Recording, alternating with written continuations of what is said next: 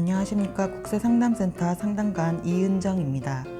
매년 6월은 개인 사업자에게 과세유형전환 통지서가 발송되는 시기입니다. 과세유형전환 통지서란 7월 1일부터 간이과세자에서 일반과세자로 또는 일반과세자에서 간이과세자로 변경될 예정임을 알리는 통지서입니다. 우선 간이과세자에서 일반과세자로 바뀌는 경우에 대해 알려드리겠습니다. 첫째, 세무서로부터 과세유형전환 통지서를 받으신 경우인데요. 작년 1년간 매출이 4,800만 원 이상이 되어 올해 7월 1일부터 일반 과세자가 되는 경우입니다. 이 경우에는 올해 1월 1일부터 6월 30일까지의 매출에 대해 7월 25일까지 간이과세자 부가치세 신고를 하고 7월 1일부터 12월 31일 매출에 대해서는 일반 과세자 부가치세 신고를 하셔야 합니다.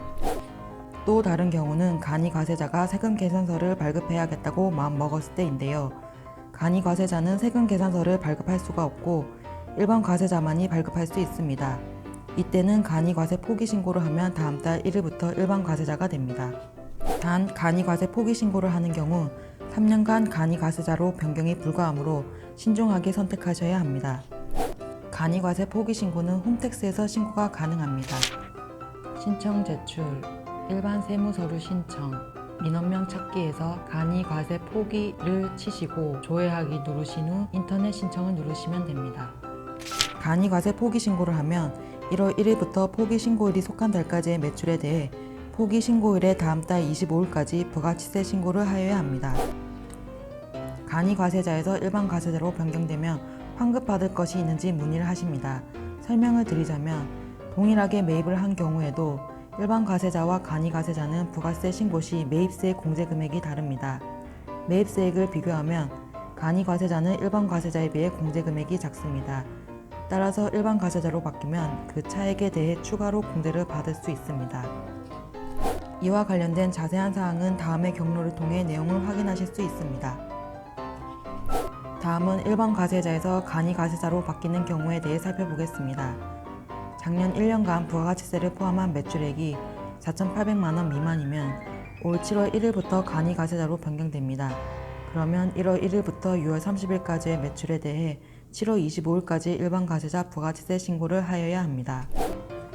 간이과세자로 변경된다는 과세유형전환 통지서를 받은 경우 간이과세자로 바뀌기 전에 고려할 사항이 있습니다. 첫째, 간이과세자로 바뀌면 잔존 재화에 대해 일반 과세자 때 환급받은 부가치세액을 납부해야 합니다. 둘째, 간이과세자가 되면 세금 계산서를 발급할 수 없습니다. 만약 일반 과세자 때 환급받은 부가치세액을 납부하기가 부담스럽거나 세금 계산서를 계속 발급해야 한다면 일반 과세자로 남아야겠죠. 일반 과세자로 남기 위해서는 앞에서 설명해드린 간이과세 포기 신고를 합니다.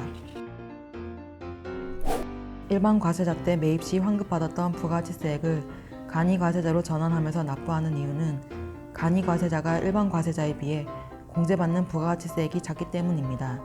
일반 과세자는 매입 시 부담한 부가가치세액 전액을 공제받는다면 간이과세자는 부가가치세액 중 일부만 공제받으므로 간이과세자가 되면 그 차액만큼 납부를 합니다.